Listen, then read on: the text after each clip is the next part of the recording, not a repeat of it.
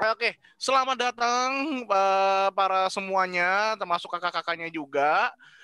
Selamat datang dan selamat tahun baru ya di PD Youth Perduki yang pertama pada tahun 2021 ini. Selamat tahun baru semuanya. Wuh! Oke, gue terlalu lebay ya. Jangan lupa mungkin bagi yang mau ngucapin paling bagi yang mau ngucapin apa Happy New Year bisa di chat aja ya biar kita bisa silakan diketik Happy New Year kayak gitu ya kan. Oke, semoga tahun ini jauh lebih baik dari yang sebelumnya. Ya kan, kita diberikan kesehatan untuk kita, keluarga kita dan orang-orang sekitar kita maupun teman kita dan maupun orang asing. Oke, untuk pada malam hari ini lebih baiknya kita mulai acaranya dibuka dengan pujian dulu ya.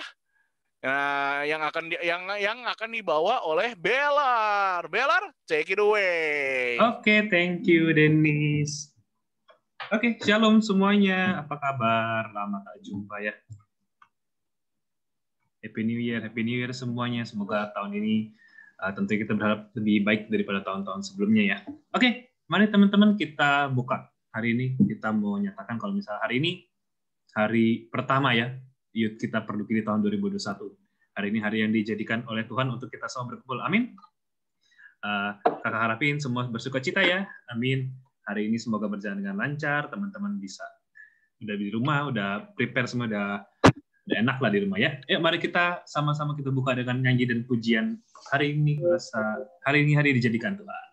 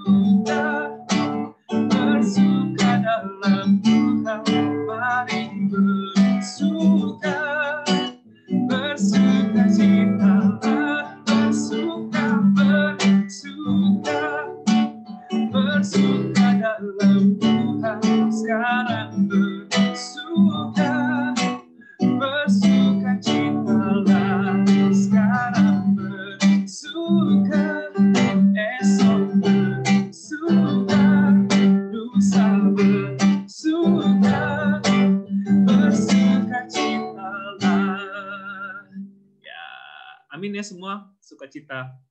Oke, teman-teman, kita mau buka PD hari ini pada malam hari ini dengan doa. Kita mau ambil posisi doa, kita mau hening sejenak, kita mau sedikit merefleksikan ya dengan apa mungkin yang terjadi selama tahun 2020 Mungkin ada beberapa hal yang kita nggak bisa hindari lah. Ada beberapa hal yang mungkin kita harapkan, cuman mungkin nggak sesuai dengan kenyataan, nggak sesuai sama rencana Tuhan. Kita mau sadari, kita semua ada sampai hari ini. Nah, semua itu berkat kemurahan dari Tuhan, berkat dari semua rencana Tuhan, dan kakak percaya pasti indah lah, lebih indah daripada yang kita rencanakan sebagai manusia. Ya, mari semua kita mau naik pujian bersama lagi. Lagunya Semua Baik.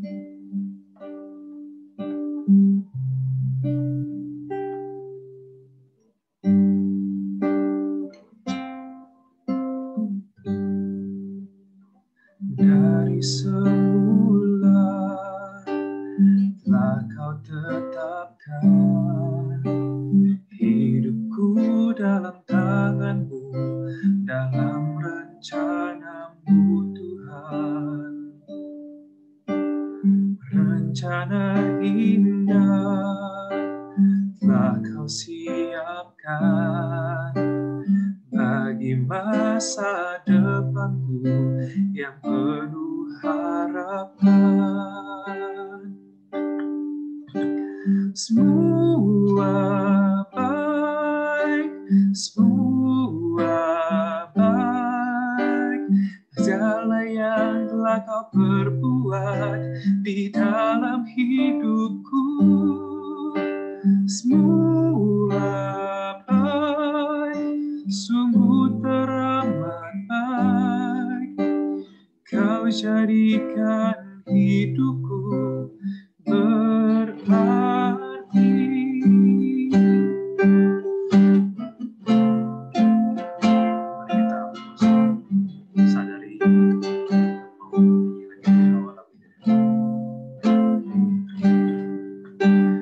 Dari semula telah Kau tetapkan hidupku dalam tangan-Mu, dalam rencana-Mu Tuhan.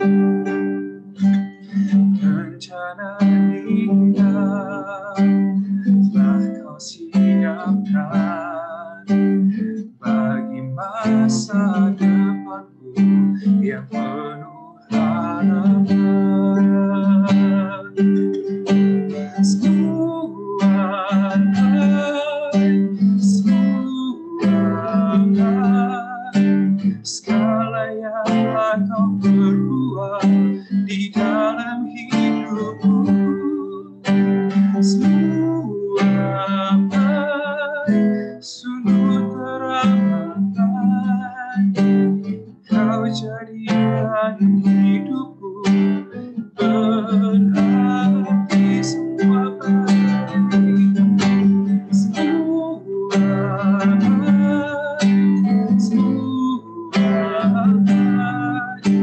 segala yang telah Kau perbuat di dalam hidupku.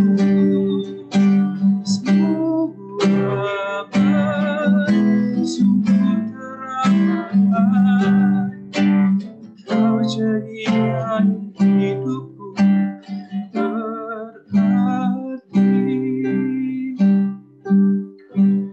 Kau jadikan hidupku berarti. Mari semua kita mau mulai pertemuan kita. Tadi kita mulai dengan doa. Demi Allah Bapa dan Putra dan Roh Kudus. Selamat Bapa, selamat malam ya Bapa. Kami sungguh bersyukur Kau boleh mengumpulkan kami semua di sini, keluarga Youth Perduki Pusat Tuhan. Walaupun masih secara online Tuhan, namun kami sungguh bersyukur Kau perkenankan kami semua bersekutu Tuhan bersama, hendak berkumpul mendengarkan firman-Mu, memuji nama-Mu yang hendak disampaikan oleh Kak Vindes. Tuhan, kiranya Kau berkati Kak Vindes sebagai perpanjangan lidah dan perkataan-Mu pada malam hari kepada kami. Kiranya semua yang Ia katakan hanyalah berasal daripada-Mu saja. Kami mohon Tuhan berkatilah seluruh perangkat yang kami gunakan pada malam hari ini, berkatilah Zoom, berkatilah internet, dan semua perangkat yang kami gunakan masing-masing Tuhan. kiranya acara malam ini dapat berjalan dengan lancar sesuai dengan kehendak-Mu saja. Kami serahkan seluruh rangkaian acara ini ke dalam tangan-Mu Tuhan, beracara Tuhan, kami semua anak-anak-Mu mendengarkan. Amin. Di nama Bapa dan Putra dan Roh Kudus. Amin. Oke, thank you Belar atas nyanyiannya yang luar biasa itu, dan thank you juga udah pimpin doanya juga untuk PD pada malam hari ini. Nah, sebelum kita PD hari ini kita mulai, tolong dong teman-temannya bagi yang videonya belum dinyalain. Aku kan terakhir ngeliat kan tahun lalu, itu kan lama banget tahun lalu. Ayo dong, kangen nih gitu, ya kan? Eugene gitu, tolong. Kalau bisa dinyalain ya. Oke lah. Daripada itu mari kita lanjut aja ya. Nah, pada PD hari ini, pada tahu nggak sih ini sebenarnya tentang apa hari ini topiknya? Kalau tolong dong dijawab. Aku sedih banget. Aku hanya bisa melihat ketawa-ketawanya aja. Aku hanya bisa melihat IG dulu. IG-nya nyontek, ayo. Aku hanya bisa melihat kakak-kakaknya ketawa-ketawain aku. Tolong dong guys, help me gitu kan. Yaudah kalau misalkan gue dicuekin, Jo apa Jo topiknya? Pokoknya setiap kali gue dicuekin sih, gue bakal itu nyambernya ke Jojo. Jo, apa Jo? Nanya gue. Pokoknya gue ke lu pokoknya Jo. Danis tadi. Oh ya, apa Danis? Nyontek dulu. Nyontek dulu, ayo dong. Nggak bakal mulai nih kalau kita nggak ini nggak ada yang tahu topiknya. Soalnya Aing juga lupa. Oke, thank you Dennis. Betul sekali. Hari ini adalah tentang lazy madness. Nah, sebenarnya kenapa sih itu lazy madness gitu kan ya? Nah, sebenarnya tuh dibagi dua. Ya, sebenarnya sih kita pengen ngebahas satu kemalasan, dua sama marah, sama emosi marah gitu kan ya. Nah, tapi kenapa sih judulnya Lazy Madness gitu kan ya? Sebenarnya sih alasannya biar topiknya keren aja hari ini. Nggak ada alasan yang lain. Cuma itu doang. Yang penting biar keren aja di topiknya itu biar nyantel di kepala ya kan. Nah tapi juga hari ini tuh pas banget loh. Lagi ada pewarta Covindes yang kece banget nih. Wah, pasti seru dah, percaya deh. Nah, tapi teman-teman, sebelum kita mulai ya sesi pewartanya, tolong diperhatiin ya nantinya ya, kalau misalkan memang ada pertanyaan, nanti kalian bisa langsung chat personal aja via Zoom ke saya. Nah, nanti setelah pewartanya sudah selesai, itu bisa langsung nanti pas lagi sesi tanya jawab, nah aku bisa upin pertanyaannya. Simple ya, jadinya tenang, nggak bakal di-mention namanya siapa. Jadi mau nanyanya tentang yang sensitif banget, jangan sih, jangan. Soalnya aing bukan apa-apa. Jadi jangan tahu sensitif ya. Oke. Tapi pertanyaannya seputar PD hari ini aja. Oke, nggak pakai lama lagi lah ya. Langsung aja kita sambut Covindes. Take it away, Ko. Oke, thank you Dennis. Tepuk tangan dong buat Dennis dan Belar. Thank you ya. Oke, teman-teman Shalom, selamat malam semua. Semoga suara saya cukup jelas ya, karena memang beberapa hari terakhir koneksi IndiHome di daerah rumah saya itu unstable. Jadi takutnya suaranya terputus-putus. Kita berharap dan berdoa malam hari ini semuanya berjalan lancar. Amin ya teman-teman ya. Tadi Dennis sudah sempat menyebut nama saya. Saya ingin memperkenalkan diri ke teman-teman. Mungkin ada beberapa yang sudah kenal atau bahkan ada yang belum kenal. Nama saya masih sama, belum ada perubahan ya. Elvindes Kapitsa. Biasa saya dipanggil Vindes teman-teman. Saya saat ini aktif sebagai seorang pewarta dan pengajar dari Kepemudaan BPK PKK KAJ.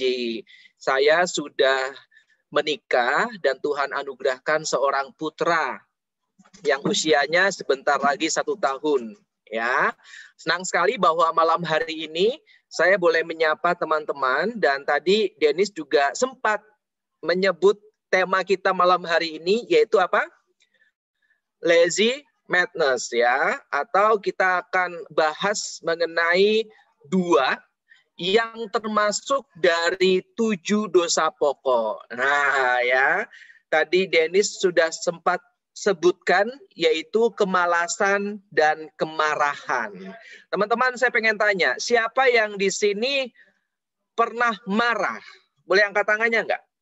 Yang pernah marah? Wah, pasti semuanya pernah marah ya. Terima kasih. Kalau yang nggak pernah marah luar biasa. Siapa yang di sini merasa dirinya malas? Ada nggak? Jujur aja deh, nggak apa-apa. Malas kerjain PR, malas bersih-bersih rumah, dan lain sebagainya. Malas belajar. Oke, hampir semuanya juga. Terima kasih buat kejujurannya. Nah, kita akan belajar mengapa kok disebut 7 dosa pokok. Ini penting ya. Berarti ada 7, teman-teman, ya. Atau biasa dikenal dengan 7 deadly sins, ya, atau 7 dosa pokok. Kenapa? Nah, ini. Nah, dinamakan dosa-dosa pokok itu karena mengakibatkan dosa-dosa yang lain dan kebiasaan-kebiasaan buruk yang lain. Dosa-dosa pokok itu adalah, mungkin teman-teman bisa mencatat, kalau memang membutuhkan ini, penting sekali untuk kita pelajari. Yang pertama adalah kesombongan. Ingat, disebut dosa pokok karena bisa mengakibatkan dosa-dosa yang lain. Contoh kesombongan. Orang yang sombong cenderung apa? Menyepelekan orang lain. Benar nggak, teman-teman? Orang yang sombong cenderung merendahkan orang lain. Nah, karena dosa kesombongan, maka mengakibatkan dosa-dosa yang lain, yaitu merendahkan, menyakiti orang lain. Yang kedua, yaitu ketamakan. Ketamakan di sini lebih kepada tamak akan harta benda. Nah, ya. Misalkan harusnya menolong orang yang kena COVID dengan menyumbang misalkan masker karena uangnya banyak, tetapi karena tamak nggak mau menyumbang masker, sehingga uang itu disimpan dengan penuh ketakutan, padahal uang itu bisa digunakan untuk memberkati orang lain, tetapi karena tamak tidak mau memberkati orang lain. Nah, itu yang disebut dengan dosa ketamakan. Lalu yang ketiga, yaitu kedengkian, atau bahasa sehari-hari itu dengki atau iri hati. Nah, ini juga salah satu dosa pokok. Biasa kan kalau orang yang iri hati, jatuhnya apa, teman-teman? Nyinyir. Nah, ya, ngomongin orang. Itu sebenarnya bisa jadi orang yang sedang nyinyir, orang yang sedang ngejulit, ya kan, atau ngegibah, jangan-jangan iri hati. Nah, ya. Orang sirik tanda tak mampu, katanya, ya. Jadi hati-hati dengan dosa kedengkian atau iri hati. Bisa gampang ngomongin orang, menghakimi orang, jelek-jelekin orang. Itu sebenarnya bisa aja karena iri hati. Ya, jadi hati-hati nih. Lalu yang keempat itu kemurkaan. Nah, disinilah yang akan kita bahas, ya. Salah satunya kemurkaan atau kemarahan. Amarah lebih tepatnya, ya. Orang yang suka marah-marah nggak jelas, marah-marah yang sampai menyakitkan orang lain dengan kata-katanya yang pedas, bego lu, tolol lu. Nah, itu ya. Itu kata-kata yang sangat menyakitkan orang lain. Waktu sudah reda amarahnya baru menyesal. Sorry ya, tadi gua ngomong kasar. Nah, ya, hati-hati dengan kemarahan. Lalu yang berikutnya yaitu percabulan. Ya, cabul, ya, dengan pikiran kita yang kotor, macem-macem, sehingga nanti kita akan masuk ke dalam dosa. Biasa ini dosa favorit orang muda, yaitu pornografi dan masturbasi. Ya, ini juga harap kita perhatikan agar kita tidak masuk ke dalam dosa percabulan. Menjaga pikiran kita, teman-teman, agar jangan omes, katanya, otak mesum, ya kan? Hati-hati dengan pikiran kita nih, ya, harus dijaga sehingga pikiran kita selalu positif, melihat orang lain, melihat lawan jenis dengan positif, ya. Lalu yang berikutnya, yang keenam, yaitu kerakusan. Lebih kepada rakus akan makanan. Nah, siapa nih? Ya, kalau lihat makanan, bawaannya pengen beli dan makan. Padahal perutnya udah kenyang. Tapi karena rakus, dibeli, diborong semua. Ternyata nggak dihabisin. Nah, ini yang disebut dosa kerakusan. Alhasil karena rakus, ya perutnya itu menjadi penuh dan akhirnya jadi mules, sakit. Nah, ya, makanya hati-hati juga dengan dosa kerakusan. Sampai lupa berbagi kepada teman di sampingnya. Ya, makan sendiri, asik sendiri, beli makan, ya kan, padahal perut udah kenyang. Karena lihat di GoFood, di GrabFood, ada diskon sampai 50%. Free ongkir. Wah, hajar, ya kan. Beli kopi kenangan, janji jiwa, dicampur jadi satu, ya kan. Atau beli makanan, wah, sampai benar-benar puas sehingga lupa bahwa perut kita terbatas. Ya, makanya hati-hati dengan kerakusan. Terakhir yang akan kita bahas yaitu kelambanan atau kejemuan. Bahasa yang akan kita gunakan malam hari ini adalah kemalasan. Malas. Ini juga merupakan salah satu dosa favorit orang muda. Mager. Makanya ada istilah malas gerak. Betul nggak teman-teman?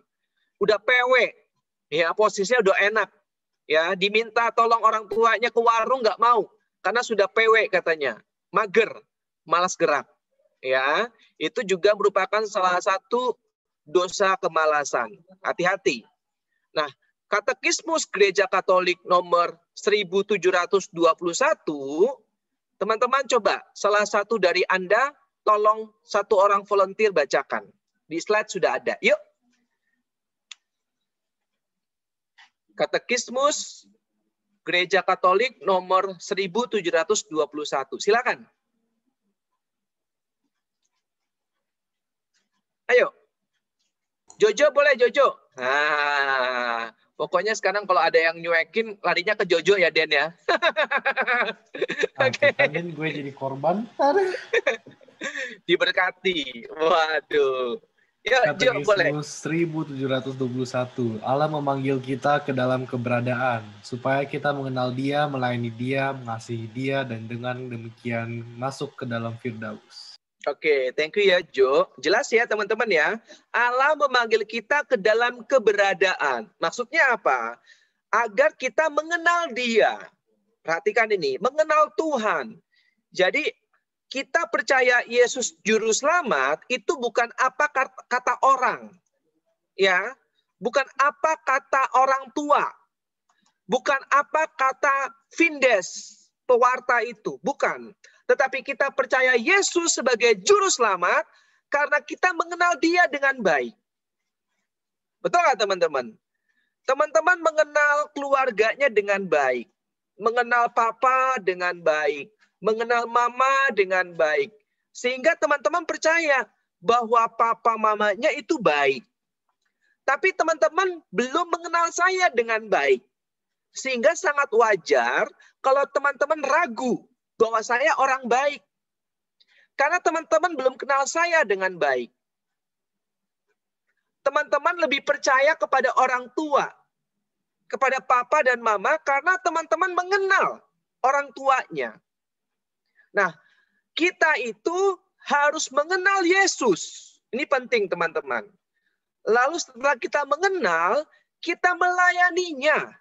Nah, ini seperti kakak-kakak di Youth Perduki Pusat ini. Ya, kurang kerjaan mereka sebenarnya. Ya kan, mau lo melayani Jumat malam, ya, dengan penuh antusias. Mereka sudah open room. Ya, di Zoom ini dari jam 7 tadi setia menunggu teman-teman untuk join bersama. Ya, mereka bukan orang-orang yang nggak ada kerjaan. Mereka punya kerjaan, mereka punya urusan. Tetapi karena mereka mengenal Tuhan Yesus dengan baik, mereka pernah merasakan cinta Tuhan, tersentuh oleh kasih-Nya, sehingga mereka merasa saya harus melayani Tuhan. Nah, akhirnya ketemulah yang namanya kebun anggur, yaitu Youth Perduki Jakarta Pusat. Nah, kita pun teman-teman dipanggil oleh Tuhan untuk melayani. Yesus pernah bilang kan, aku datang bukan untuk dilayani, tetapi untuk melayani. Barang siapa yang ingin menjadi besar, hendaklah ia harus menjadi pelayan. Jadi kalau kita mau menjadi besar di mata Tuhan, teman-teman, cuma satu. Mari kita menjadi pelayannya Tuhan. Ya, mengasihi Dia. Dan dengan demikian kita masuk ke dalam Firdaus atau kerajaan Allah. Jadi panggilan kita itu mengenal Tuhan, melayani Tuhan, lalu mengasihi Tuhan.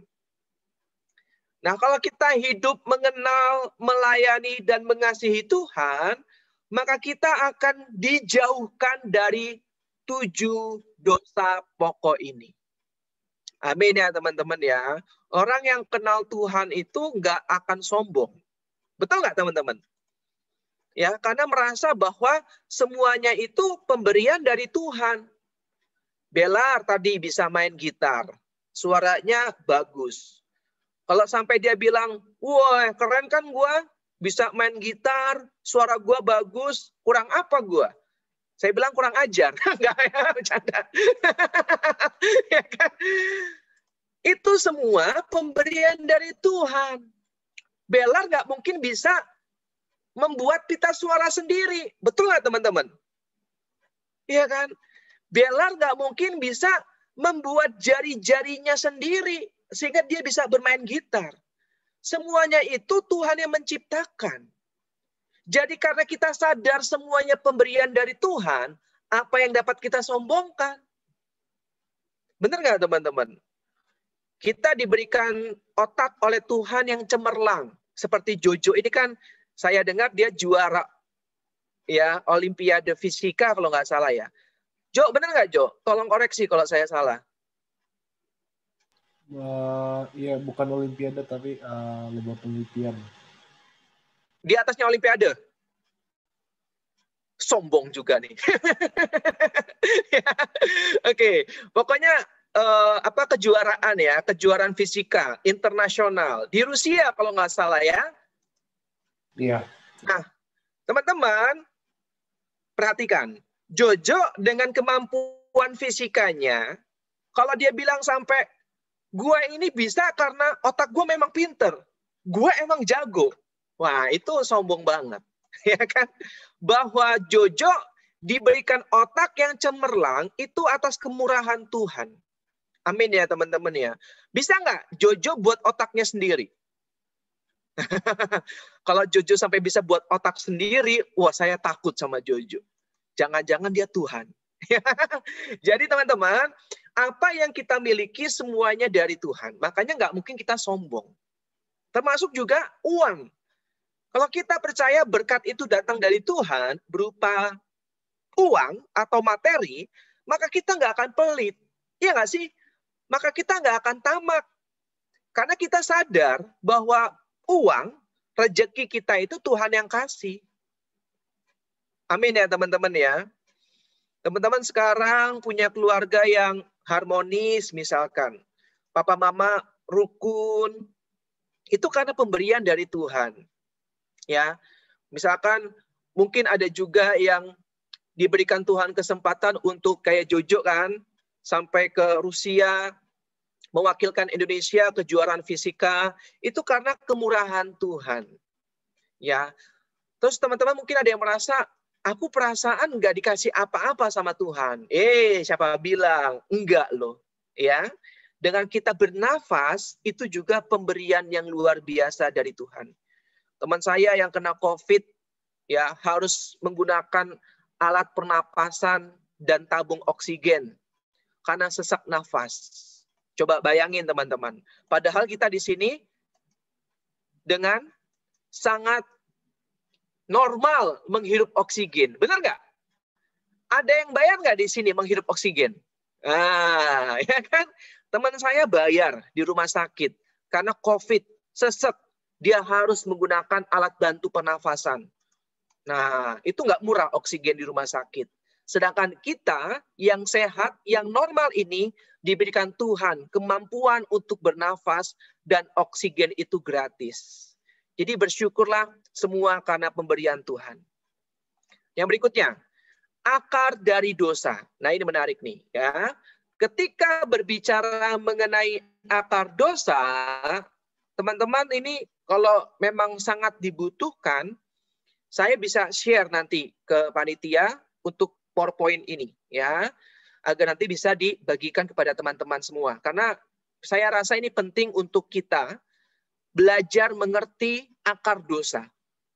Ketika berbicara mengenai akar dosa, para penulis rohani melihat ke dalam kecondongan-kecondongan yang berakar kuat pada cinta diri. Perhatikan, cinta diri.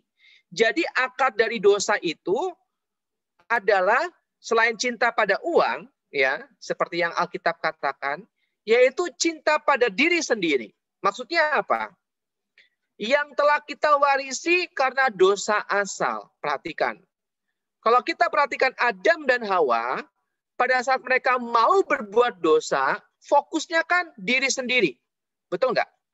Fokusnya apa yang membuat mereka penasaran, mereka mau petik, dan mereka mau makan. Fokusnya adalah untuk diri sendiri, bukan untuk rencana Tuhan. Nah, itu yang dimaksud dengan cinta diri. Inilah kecondongan-kecondongan untuk mencari kebahagiaan di luar persatuan dengan Allah. Kecondongan-kecondongan itu merupakan bahan baku dari mana kebiasaan buruk itu muncul. Nah, kalau kita suka makan donat, bahan bakunya apa teman-teman? Ada yang dari kentang ya, donat kentang. Itu namanya bahan baku, betul ya? Lalu kalau misalkan kita suka makan mie instan, bahan bakunya apa mie instan? Gandum ya teman-teman ya. Ya, roti tawar, ya, sari roti. Ya, itu bahan bakunya dari gandum juga. Itu yang disebut dengan bahan baku. Lalu kalau kita ngomongin soal kebiasaan buruk atau dosa pokok, itu bahan bakunya adalah cinta diri. Nah, ini menarik nih. Kenapa? Karena fokusnya pada diri sendiri, bukan kebaikan bersama. Orang yang egois, fokusnya diri sendiri, maunya dipahamin, maunya di ngertiin. Anak yang egois, orang tua minta tolong, ya, agar jangan putar lagu keras-keras. Tapi orang tuanya dimarahin. Mama ini nggak gaul. Mama ini kolot dan sebagainya. Orang tua minta masih SMA jangan pacaran dulu. Ya kan? Fokus sama belajar. Ya. Lalu anaknya bilang apa? Mama ini nggak gaul. Kalau zaman dulu nggak apa-apa, nggak pacaran. Kalau zaman sekarang nggak pacaran, dibully sama teman-teman, dibilang jelek, nggak laku. Nah, ya, jadi seringkali kita justru karena fokus pada diri sendiri, kita melakukan dosa-dosa itu. Ya, maka perhatikan ini, kita dapat memperbaiki kebiasaan-kebiasaan buruk itu dengan membina keutamaan-keutamaan. Tetapi kita tak pernah dapat sepenuhnya memberantas. Jadi kita bisa memperbaiki teman-teman. Yang biasanya marah, kita bisa perbaiki. Tapi kita nggak bisa berantas ya teman-teman ya. Kita nggak bisa hilangkan. Tapi kita bisa perbaiki. Yang biasanya malas, itu nggak bisa hilang kemalasan itu. Tapi kita bisa perbaiki. Perhatikan ini. Ya. Kecondongan-kecondongan yang tadi ya tetap ada dan kita harus melawannya. Ya, kecondongan-kecondongan yang tadi ya yaitu cinta diri itu bisa kita lawan dan harus kita lawan sampai akhir hidup kita. Kita akan masuk ke dalam yang pertama yaitu kemarahan. Kemarahan itu dari bahasa Inggris salah satunya adalah anger, dan bahasa Latin itu ira. Ya, sederhana ya, cuma 3 huruf I-R-A, ira. Itu artinya marah, amarah, kemarahan. Contohnya apa? Gampang tersinggung atau cepat tersinggung.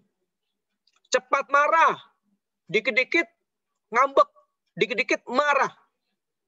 Ya, mamanya minta tolong sedikit, dimarahin mamanya. Bapaknya minta tolong, papanya dimarahin. Ya, giliran pacarnya minta tolong, nggak pernah dimarahin pacarnya. Ya, ini kan keterlaluan. Orang tua minta tolong dimarahin, tapi kalau pacar minta tolong, wah langsung dilakukan. Ya, padahal yang selama ini kasih makan itu orang tuanya bukan pacarnya. Nah, bahkan untuk hal-hal kecil sekalipun, bawaannya marah, bawaannya tersinggung. Ya. Lalu yang kedua, mengungkapkan amarahnya dengan perkataan atau perbuatan yang menyakiti hati orang lain tanpa pikir panjang. Seperti tadi ya, yang saya bilang, bego lu, tolol lu, nah itu kata-kata yang menyakiti. Ya, dan itu sangat-sangat tidak baik, sangat menyakiti orang lain. Dan itu sangat dikuasai oleh amarah. Hati-hati teman-teman. Apalagi kalau sampai main tangan. Nah ini banyak juga loh orang muda yang nggak bisa mengontrol amarahnya, langsung dipukul. Apalagi kalau misalkan di jalan. Nah ini yang suka menggunakan sepeda motor atau bakal nyetir mobil, kita harus bisa mengontrol amarah kita. Jangan dikit-dikit kita langsung marah, apalagi sampai mukul. Nah, ya, harus kita bisa mengontrol, menguasai amarah kita. Jangan sampai kita nanti asal sembarangan mukul, akhirnya dilaporkan ke polisi. Nah, orang tua jadi susah. Ya, jangan ya teman-teman ya. Sekarang itu sangat sensitif. Dikit-dikit lapor polisi. Makanya sebaiknya kita kontrol amarah kita, kuasai amarah kita. Jangan mengeluarkan kata-kata yang tidak baik, baik secara verbal maupun non-verbal, lewat Instagram. Nah, dasar guru gua, perawan tua, pantas aja nggak laku-laku. Ya, jangan ya teman-teman ya. Itu sering kejadian loh. Ya, akhirnya ada yang lapor, dan akhirnya dipermasalahkan oleh gurunya karena sudah pencemaran nama baik Undang-Undang ITE. Ya, jadi kita harus bijaksana. Sekarang itu sangat sensitif, baik secara verbal maupun non-verbal. Kalau kita update status, jangan sampai menyakiti orang lain atau menyindir orang lain. Ya, karena itu nggak baik, sangat nggak baik. Kalau misalkan memang kita marah, kita nggak suka, ya kita bawa dalam doa. Doakan orang itu. Ya, memang nggak mudah, tapi kita bisa kok. Lalu yang ketiga, kemurkaan berupa keinginan untuk balas dendam. Nah ini, contoh nih, kita buka yuk Alkitab kita, Lukas 15. Lukas 15, ayat 23, 25 deh, mulai dari 25 aja dulu nggak apa-apa. Ayat 25 sampai dengan ayat 28. Satu orang volunteer tolong bacakan yuk, biar cepat. Lukas 15 ayat 25 sampai dengan 28.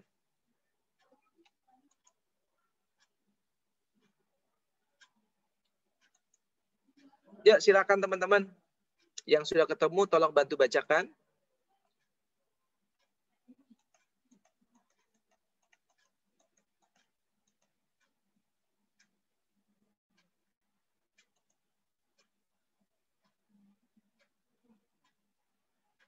Tidak ada? Nggak ada nih. Aldo deh, boleh Aldo. Ayo, Do. Nah, ini Aldo nih kayaknya udah ketemu nih. Tadi Lukas berapa kok? Sorry. 15 ayat 25 sampai dengan 28. Ayo, Do, tolong bacakan. 25 ya kok. Sampai 28 ya. Oke.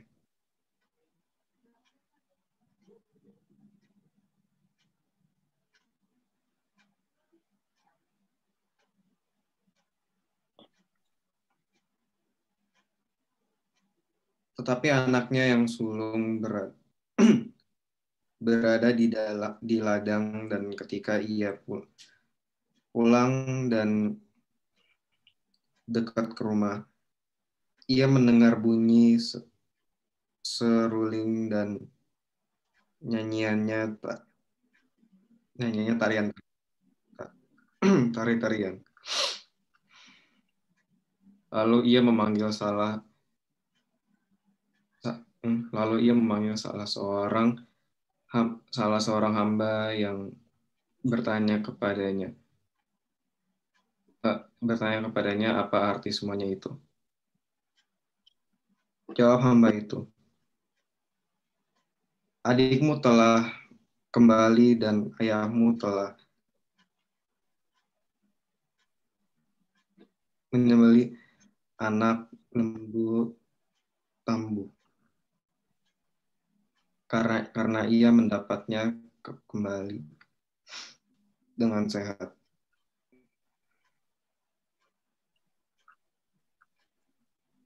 Maka marahlah anak sulung itu dan ia tidak mau masuk. Lalu ayahnya keluar dan berbicara dengan dia. Oke, thank you ya Aldo ya. Teman-teman perhatikan, anak sulung ini marah karena adiknya itu yang sudah berbuat tidak sopan terhadap ayahnya. Karena kita tahu bahwa adiknya, anak yang bungsu itu meminta warisan yang belum menjadi haknya. Nah, pada saat kelaparan melanda negeri yang adiknya tuju itu, dan adiknya itu pulang karena negeri itu melarat atau kelaparan. Akhirnya pada saat ia pulang, ia dibuatkan pesta oleh bapaknya. Lalu anak sulung, kakaknya, itu tahu bahwa adik yang bungsu itu sudah pulang, lalu dibuatkan pesta oleh bapaknya. Maka di ayat 28 dikatakan, maka marahlah anak sulung itu dan ia tidak mau masuk. Perhatikan ini. Ini contoh orang yang dikuasai oleh amarah. Adiknya pulang bukannya bahagia, adiknya pulang bukannya happy, bukannya sukacita, tapi malah marah. Perhatikan. Sehingga dia nggak mau masuk ke rumah karena marah. Nggak bisa menguasai amarahnya. Ayat 29. Tetapi ia menjawab ayahnya, katanya, telah bertahun-tahun aku melayani Bapa dan belum pernah aku melanggar perintah Bapa. Tetapi kepadaku belum pernah Bapa memberikan seekor anak kambing untuk bersuka cita dengan sahabat-sahabatku. Jadi dia iri hati. Udah marah, terus iri hati. Adiknya diberikan pesta, disembelihkan anak lembu tambun, tapi dia selama bertahun-tahun sudah melayani bapaknya, nggak pernah sekalipun dibuatkan pesta. Nggak pernah sekalipun disembelihkan anak lembu tambun. Sangat marah. Ayat 30. Tetapi baru saja datang anak bapa yang telah memboroskan harta kekayaan bapa bersama-sama dengan pelacur-pelacur. Nah ini udah sangat menyakitkan omongannya. Tahu dari mana kalau adiknya itu main ke pelacur? Iya kan? Karena kan udah beda jarak, beda tempat. Adiknya ke negeri yang lain. Sedangkan kakaknya itu di ladang, di rumah bapaknya. Jadi mulai memfitnah. Perhatikan. Karena dosa amarah dan iri hati, sang kakak mulai memfitnah adiknya sendiri. Padahal dia nggak tahu apa yang dilakukan oleh adiknya. Tapi dibilang apa? Memboroskan harta kekayaan bapa bersama-sama dengan pelacur-pelacur. Ini yang saya sebut sebagai dosa kemarahan. Ya, ini yang harus kita benar-benar kontrol dan kuasai. Kalau enggak, itu sangat menyakitkan orang lain. Memfitnah jadinya. Seperti yang dilakukan anak sulung terhadap adiknya, anak bungsu. Lalu apa yang harus kita lakukan? Cara mengatasinya. Yang pertama, cobalah kalau kita dikuasai amarah, kita alihkan dengan olahraga. Nah, ya. Lalu coba dengar atau menyanyikan lagu-lagu pujian. Kan banyak tuh sekarang. Lalu mengalihkan kemarahan pada hal-hal yang positif. Main game boleh, nggak apa-apa. Nonton YouTube, ya silahkan. Hobi yang lain juga nggak apa-apa. Ya misalkan kita suka TikTokan. Ya silahkan. Yang penting untuk mengalihkan kemarahan kita. Lalu yang rohani, Coba kita belajar mengampuni orang yang buat kita marah. Ya, mungkin mantan kita, ya kan? Mendoakan orang-orang yang buat kita marah. Ya, doakan mantan kita yang mungkin sudah selingkuh. Nah, doakan orang tua kita yang mungkin sudah pernah menyakiti kita. Dan jangan lupa kita juga sering menyakiti orang tua. Nah, ini yang harus kita pahami bersama. Ya, jangan pernah berpikir bahwa orang tua nyakitin saya, Kak, nggak ngertiin saya.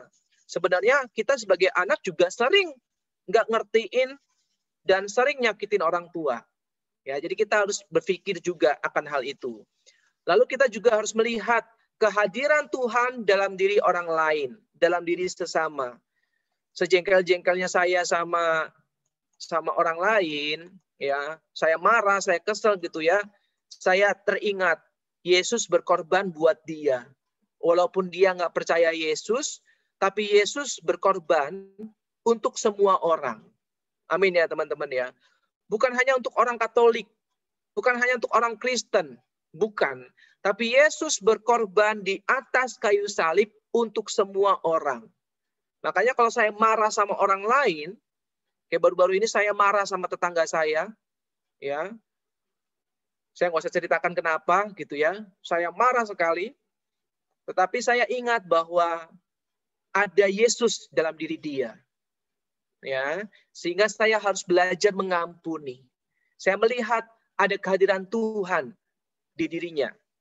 Ya, di diri tetangga saya. Jadi saya akhirnya mencoba untuk mengampuni. Nggak mudah memang. Tapi itu yang harus kita lakukan. Amin ya teman-teman ya. Sebagai murid Kristus. Guru yang menjengkelkan, ya, guru yang pelit nilainya, ya, teman yang suka ngebully, jangan dibales, ya.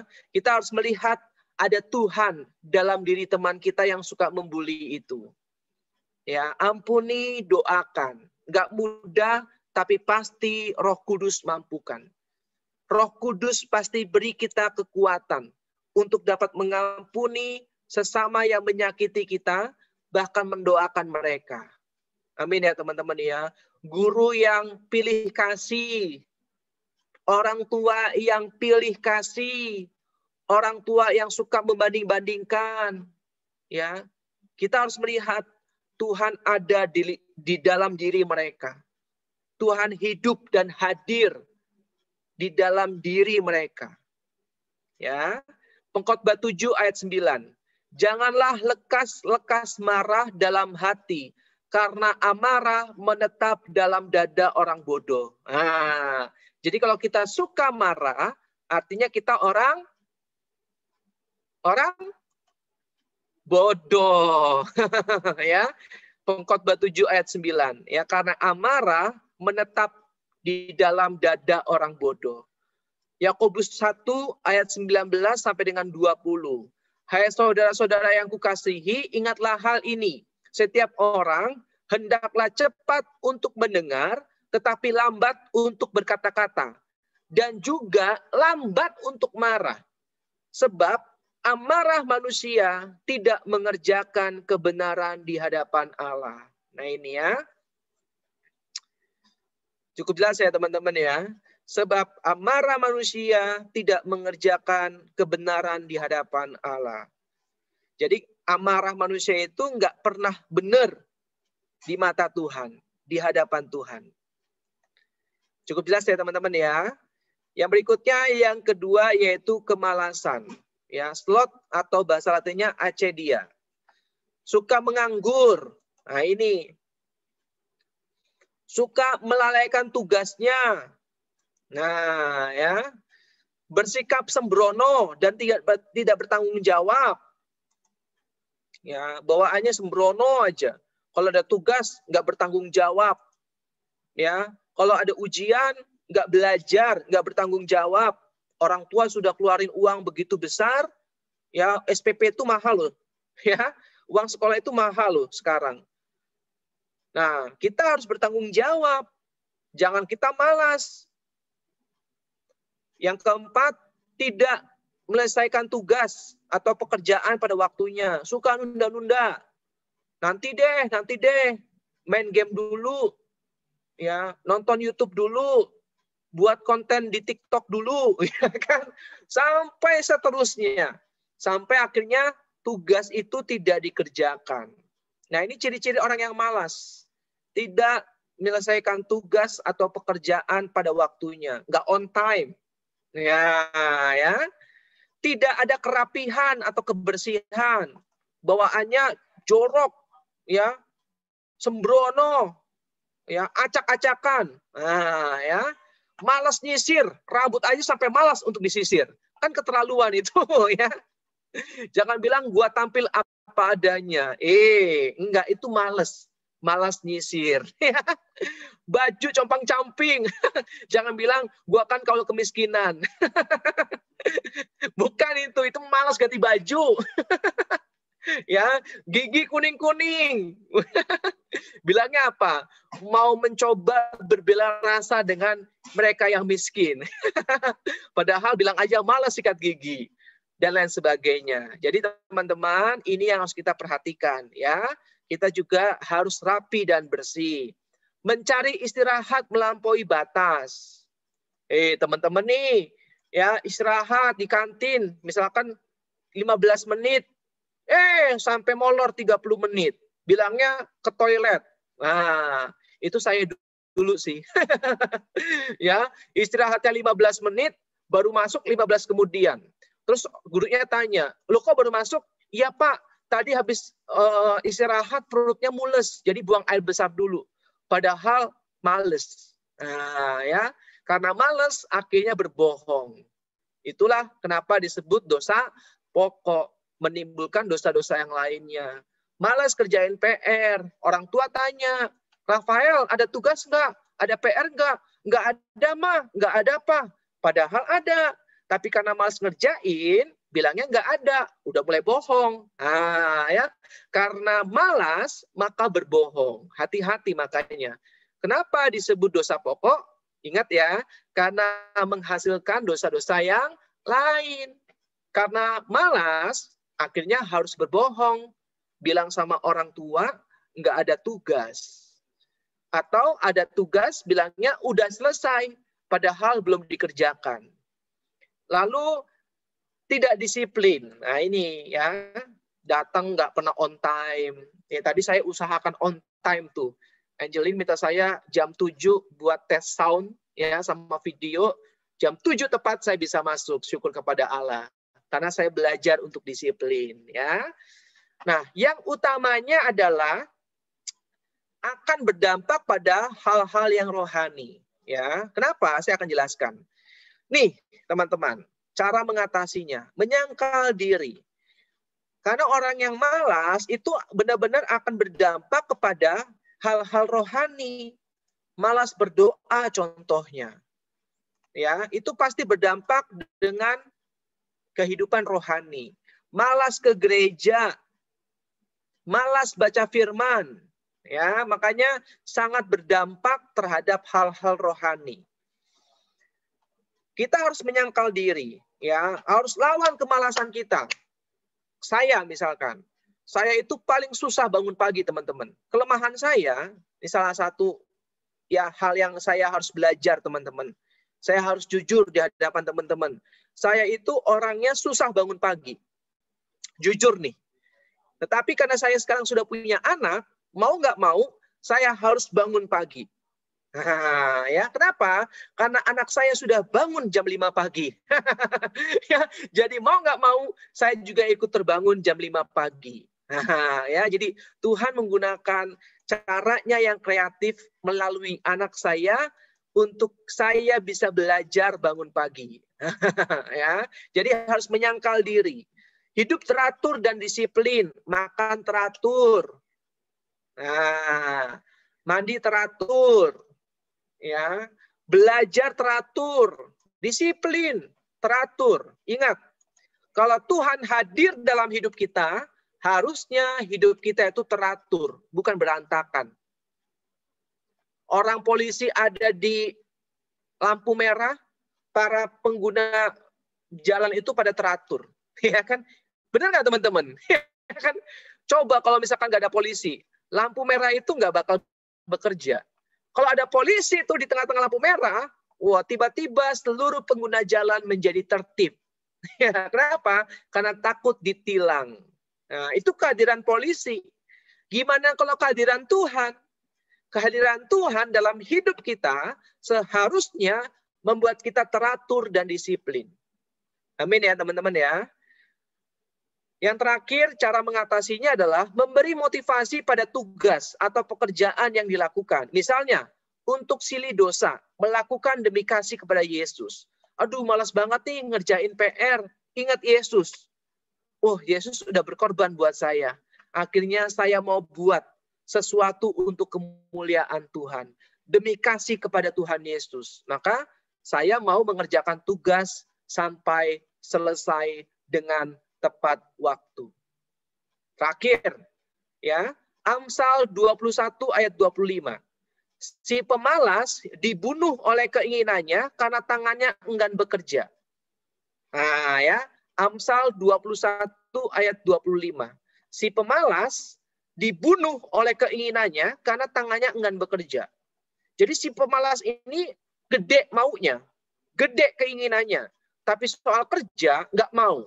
Nah, ya, makanya dibunuh sendiri oleh keinginannya. Kenapa? Karena tangannya nggak mau bekerja. Katekismus Gereja Katolik nomor 2094. Kejenuhan rohani atau kemalasan rohani dapat mengakibatkan seseorang menolak kegembiraan yang datang dari Allah dan membenci hal-hal ilahi. Nah, teman-teman mau bahagia nggak?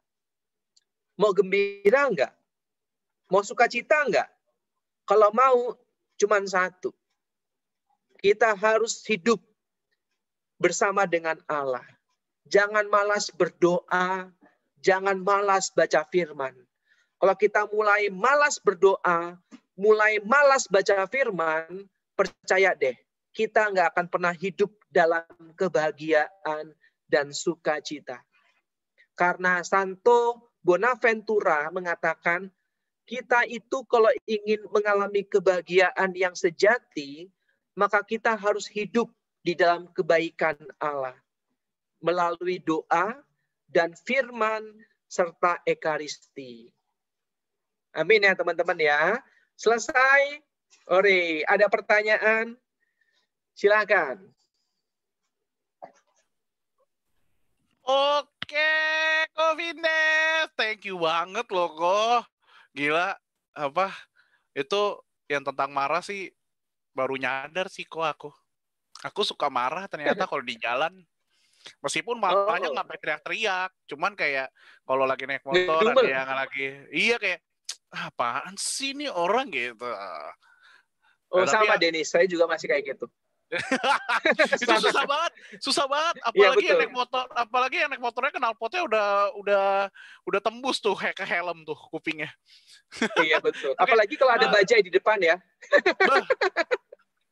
Apalagi ada bajai di depan, abis itu ngalangin jalur motor kok. Jadi macet semuanya. Itu mantap. Kok. Ini ada beberapa pertanyaan nih kok. Nah, yang pertama dulu nih ya. Nah, jadi yang pertama itu, kok bagi tips dong kok. Kan tadi kan udah ada nih kok cara mengatasi dosa malas. Nah, tapi ada nggak tips untuk kayak memperbaikinya kok? Jadinya biar kita tuh, maksudnya mungkin bisa lebih produktif lah gitu anggapannya. Nah, tadi ya, menyangkal diri. Kalau yang saya lakukan misalkan sederhana nih. Saya pernah satu momen itu malas berdoa. Ya kan? Iya loh, saya pernah loh di momen seperti itu. Meskipun saya pewarta, saya pengajar, saya pernah mengalami fase di mana saya malas berdoa, malas baca firman. Nah, saya ingat tuh, wah nggak boleh nih seperti ini. Ya kan? Akhirnya yang saya lakukan adalah saya berdoa. Yang paling penting sadar dulu nih, Denis dan teman-teman yang lain. Sadar kalau kita sudah mulai malas. Kalau belum ada kesadaran susah. Ya, sadar dulu nih, wah udah nggak baik nih. Gue udah malas banget nih. Nah, setelah sadar, kita harus mulai dengan doa. Ingat, kekuatan kita itu doa. Maka kita minta Tuhan untuk membuat kita tidak malas lagi. Lalu kita buat komitmen yang ketiga. Ya, apa yang harus kita lakukan? Setelah itu, setiap hari kita evaluasi. Kita sudah menjalankan komitmen itu atau belum? Nah, kalau belum, hari depannya atau besoknya dirapel 2 kali. Misalkan, saya hari ini tidak berdoa rosario nih. Iya kan? Nah, besoknya saya harus berdoa rosario 2 kali putaran. Itu saya paksa diri saya. Jadi, jatuh bangunnya atau berhasil tidaknya kita, itu tergantung dari kita sendiri. Mau nggak ditolong sama Tuhan? Tuhan sudah tolong, tapi terserah kita. Mau nggak ditolong sama Tuhan? Tuhan sudah mengulurkan tangannya. Semua tergantung kita sekarang. Mau nggak kita menyambut uluran tangan Tuhan? Ya contoh simpel, ini ada orangnya. Jojo kan kita tahu, dia habis ikut kompetisi di Rusia, fisika. Saya yakin seyakin-yakinnya, nggak mungkin kalau dia nggak belajar. Bener nggak, Jo? Nggak mungkin kalau dia nggak disiplin. Nggak mungkin kalau dia nggak belajar lebih giat daripada biasanya. Bener nggak, Jo? Kalau salah, bilang salah aja. Jojo, unmute bener. Unmute bener. Pasti. Nggak mungkin. Jo, sharing coba, Jo. Gimana caranya melawan kemalasan itu saat kamu belajar? Biar teman-teman yang lain juga tahu nih. Saya juga Sejujurnya, belajar. kalau sejujurnya banget, yang bikin saya mau kerjain tuh deadline. Karena ada deadline. Iya, melihat apa yang ada di depan, pembatasannya, dan harus dalam waktu gini sampai gini itu harus selesai, itu beneran bikin push. Oke, harus selesai sama gini jam segini. Terus juga sama temen saya juga di-push, sama guru-guru saya juga di-push. Jadi juga selain deadline juga teman-teman dan lingkungan sekitar yang juga mendukung saya gitu. Yes. Itu aja ya, Jo ya. Jadi pentingnya inner circle ya, Jo ya. Inner circle kita, keluarga, teman-teman terdekat, guru-guru itu sangat penting ya. Ya, itu yang keempat. Ya, setelah kita buat komitmen, tadi yang Jojo bilang itu deadline. Nah, ya itu salah satu bagian dari komitmen. Yang keempat, kita harus memiliki inner circle yang positif. Jangan kita mau keluar dari kemalasan, teman-teman kita masih pemalas semua. Nggak akan pernah bisa, teman-teman. Ya, kita mau keluar dari kesombongan, kita masih bergaul sama orang-orang sombong. Ya. Jadi perhatikan teman-teman kita, pergaulan kita, inner circle kita penting. Kalau kita ingin keluar dari dosa kemalasan, maka kita harus punya teman-teman yang disiplin, teman-teman yang rajin untuk nge-push dan remind kita kalau kita sudah mulai malas. Seperti Jojo tadi bilang, karena ada teman yang nge-push, ada guru yang nge-push, jadinya dia termotivasi. Kalau nggak ada yang nge-push, mungkin dia biasa aja. Kalau nggak ada deadline, mungkin dia sudah malas belajar. Ya, jadi itu, 4 itu ya, Dennis dan teman-teman. Yang pertama tadi, kita harus sadar dulu. Yang kedua, kita doa, minta kekuatan dari Tuhan. Yang ketiga, kita harus mulai buat komitmen dan deadline, resolusi di tahun ini apa. Lalu yang keempat, kita harus dikelilingi orang-orang yang positif. Ya, jangan yang tidak baik. Ya, jangan yang membuat kita malah semakin terpuruk. Kalau bahasa sekarang apa? Teman yang apa yang sangat menjengkelkan, toxic friendship, itu jangan. Ya kan? Jangan yang toksik, itu sangat berbahaya. Oke, itu 4 itu ya. Terima kasih. Oke, thank you Kovindes. Nah, ini ada satu pertanyaan lagi nih Kovindes. Nah, ini dari para pemirsa. Asik. Cuman ini rada sedikit off topic dikit, tapi coba aja ya. Kok kalau keluarga kurang harmonis itu artinya apa sih kok? Kalau artinya kemurnian dari Tuhan, berarti kita kenapa kalau yang mempunyai keluarga yang kurang harmonis? Oke. Kemurnian dari Tuhan itu maksudnya apa ya?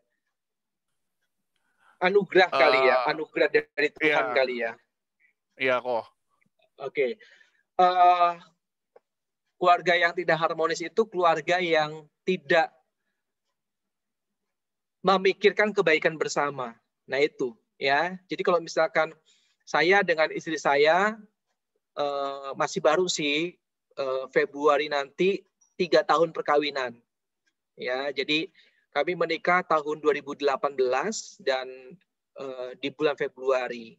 Jadi nanti di bulan Februari bulan depan kami akan merayakan anniversary yang ketiga. Nah, selama ini yang kami lakukan, kalau kami benar-benar sedang ribut, ya salah satu di antara kami harus mengalah, ya, untuk kebaikan bersama. Kalau misalkan salah satu di antara kami nggak ada yang mau mengalah karena merasa masing-masing benar, maka itu menjadi tidak harmonis, gitu ya. Justru tadi siang ini barusan ada teman WA saya, barusan tadi siang ini tanya soal makna perkawinan karena dia ragu untuk menikah. Ya, ada seseorang yang mau mendekati dia, tapi dia ragu untuk menikah. Dia takut memberikan harapan palsu kepada teman yang sedang deketin dia ini. Akhirnya dia konsultasi ke saya, tanya ke saya, kok gimana ya, ada orang yang deketin aku, ya kan? Tapi aku ragu karena aku takut kok kalau menikah. Aku ragu kalau menikah. Terus saya tanyakan, loh kenapa kok ragu dan takut menikah? Karena sekelilingku itu aku melihat keluarganya nggak harmonis, keluarganya suka ribut dan sebagainya. Jadi apa makna perkawinan? Apa makna pernikahan kalau saling ribut, saling menyakiti? Terus saya jawab, itu yang kamu lihat. Coba di luar sana kamu lihat masih banyak keluarga yang harmonis, bahkan sampai puluhan tahun. Saya sebutkan si A, si B, si C yang teman saya kenal. Lalu dia kaget. Oh iya ya, kok benar juga ya. Aku gaulnya kurang luas berarti. Saya bilang, iya, kamu harus melihat secara global. Jangan cuma si A, si B aja. Kamu lihat, oh rumah tangganya hancur, saling menyakiti, berantakan. Apa makna perkawinan? Nggak baik kalau kayak gitu, saling menyakiti. Tapi nggak melihat, banyak kok orang-orang yang perkawinannya bahagia, harmonis. Nah itu yang harus kita teladani. Akhirnya dia minta saran ke saya. Terus apa yang harus aku lakukan? Ya kamu bilang dengan jujur ke yang mau deketin kamu dari awal. Ya, kamu bilang aja, kita jalani dulu aja seperti sekarang. Walaupun kita mungkin bukan pacaran, tapi kita saling belajar untuk mengenal. Kalau sama-sama udah yakin, barulah kita serius untuk ngomongin soal pacaran dan menikah. Oh gitu kok, iya. Kalau misalkan dia benar-benar sayang kamu, pasti dia akan sabar dan akan nunggu kamu sampai kamu yakin. Jadi saya percaya banget teman-teman, yang namanya perkawinan itu anugerah dari Tuhan. Tidak harmonis itu karena fokus pada diri sendiri. Ya, tadi ya di awal ya, salah satu akar dari dosa adalah cinta diri. Tidak mau mengalah karena selalu merasa diri benar, sehingga nggak mau minta maaf duluan. Gengsi minta maaf. Makanya menjadi tidak harmonis keluarganya. Kurang lebih seperti itu. Terima kasih ya. Oke, Kofides. Thank you banget nih, Ko. Ini kita masih ada satu pertanyaan lagi. Masih ada waktu nggak ya kita? Aku nggak cek time lagi nih. Boleh, nggak apa-apa. Boleh ya, hajar aja ya. Ini pertanyaan terakhir deh ya. Hajar.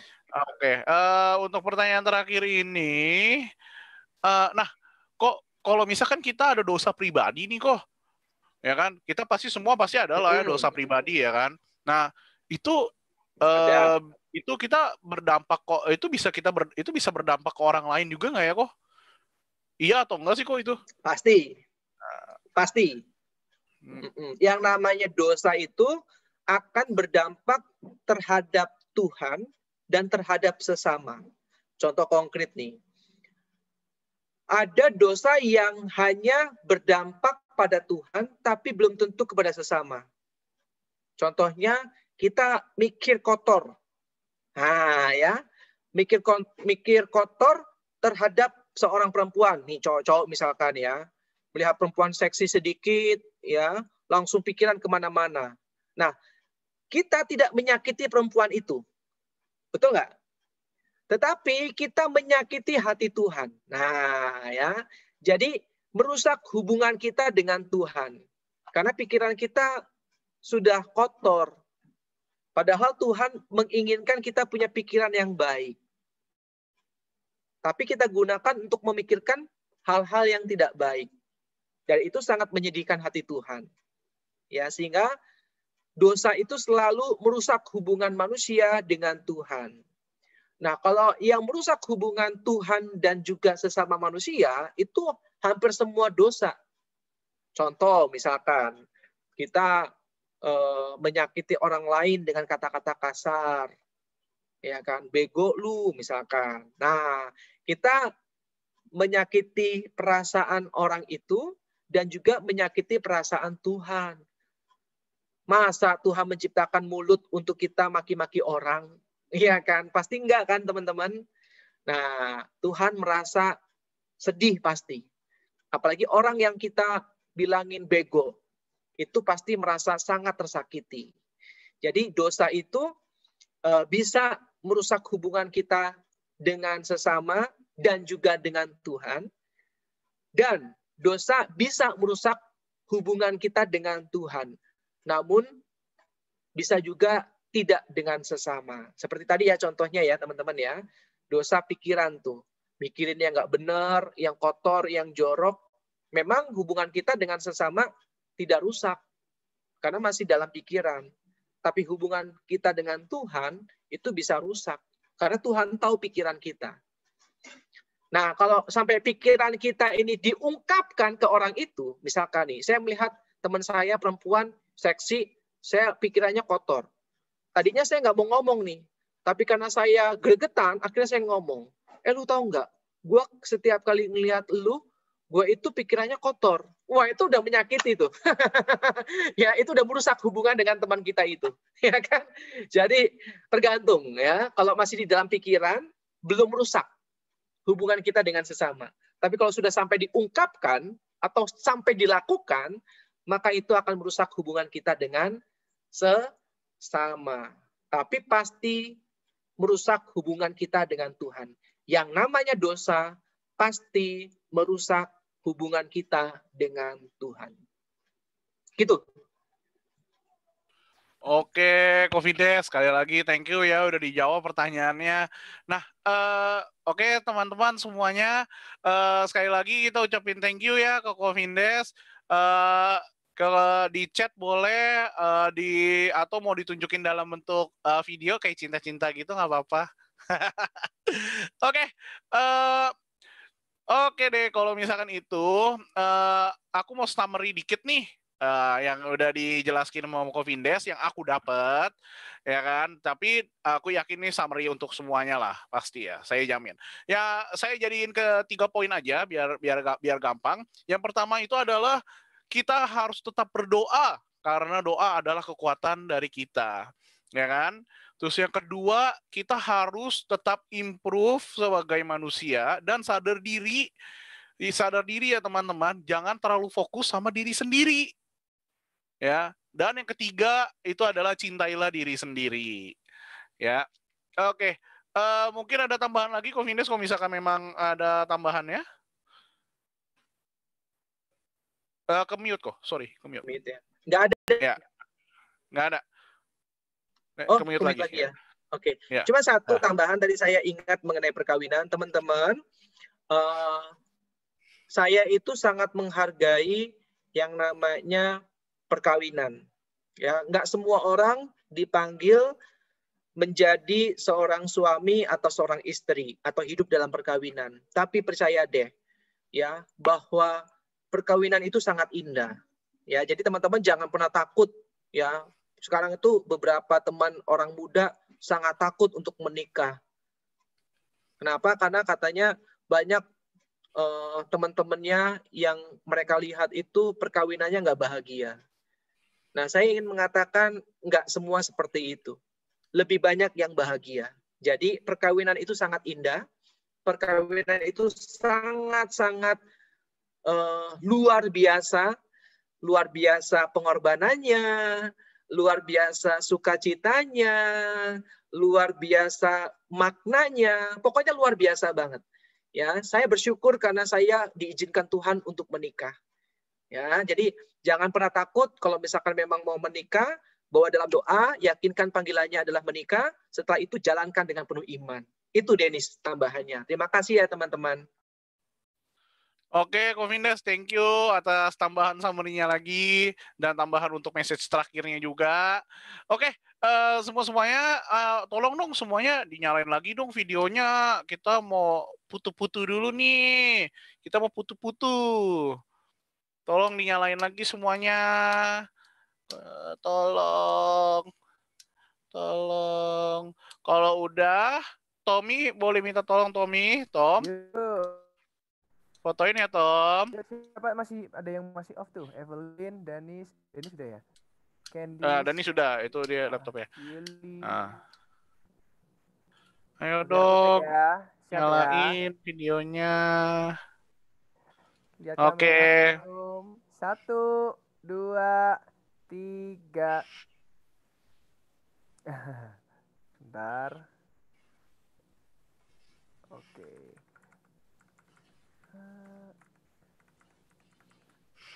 Sebentar.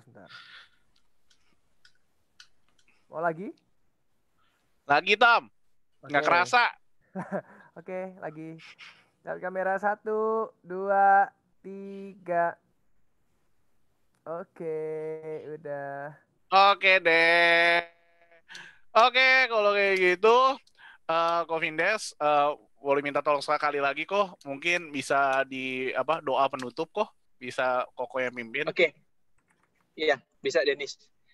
Sekarang ya. Thank you kok. Iya, sekarang. Oke, Dennis, thank you buat moderator yang luar biasa.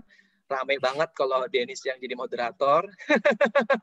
Belar, thank you ya untuk pujian penyembahannya yang luar biasa. Teman-teman, thank you semua ya buat kehadirannya. Mari kita bersama-sama bertumbuh di dalam Tuhan ya. Tidak ada yang lebih indah ya selain bertumbuh bersama di dalam komunitas, bersama-sama di dalam Tuhan Yesus. Saat ini kita tutup dalam doa. Mari kita siapkan hati kita dalam nama Bapa dan Putra dan Roh Kudus. Amin. Bapa, terima kasih karena malam hari ini kami boleh bersama-sama belajar mengenai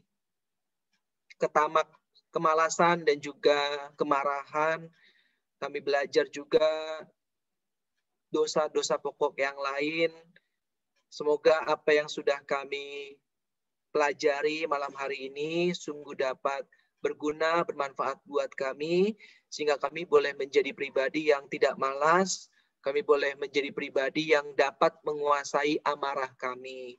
Terima kasih karena kami diberikan kesempatan juga untuk memuji, menyembah-Mu di awal persekutuan doa tadi. Semoga kami senantiasa hidupnya di dalam pujian, penyembahan terhadap Engkau, Allah yang maha baik.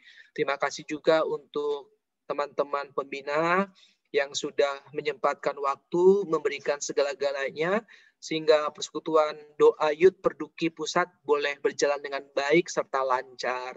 Kau juga berkati teman-temanku ini, para umat yang hadir malam hari ini, kiranya berkat-Mu turun atas mereka, dan setiap materi yang disampaikan boleh merema dalam hati dan benak mereka, sehingga mereka boleh menjadi pribadi yang lebih baik lagi hari demi hari.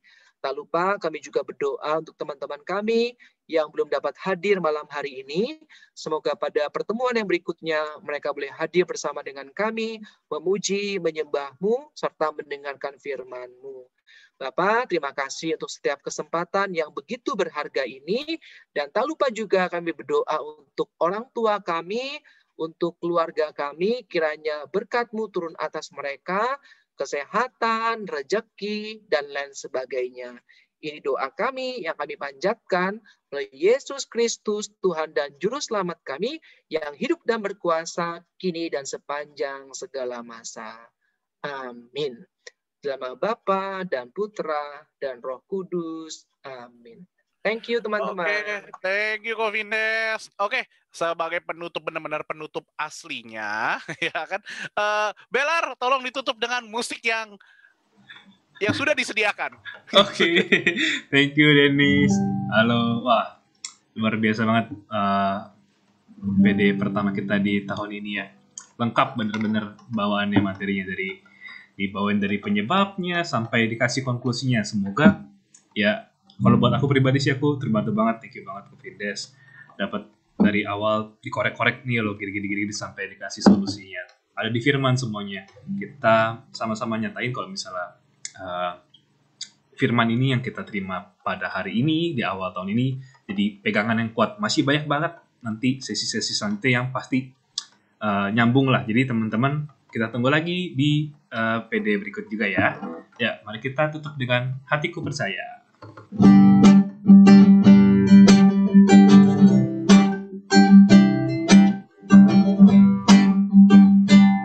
Tuhan adalah kekuatan.